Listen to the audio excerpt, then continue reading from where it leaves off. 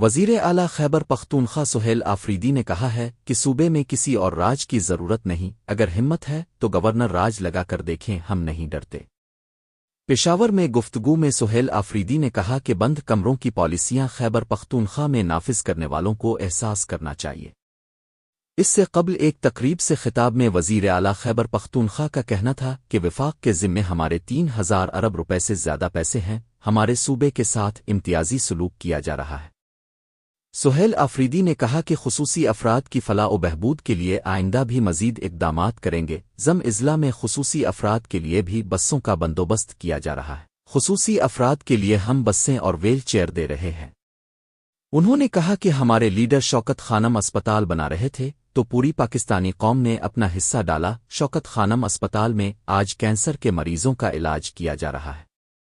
وزیر اعلیٰ کے پی کے نے کہا کہ وفاق کے ذمے ہمارے 3000 ارب روپے سے زیادہ پیسے ہیں، ہمارے صوبے کے ساتھ امتیازی سلوک کیا جا رہا ہے، ہم اپنے وسائل سے غریب لوگوں کے لیے اقدامات کر رہے ہیں۔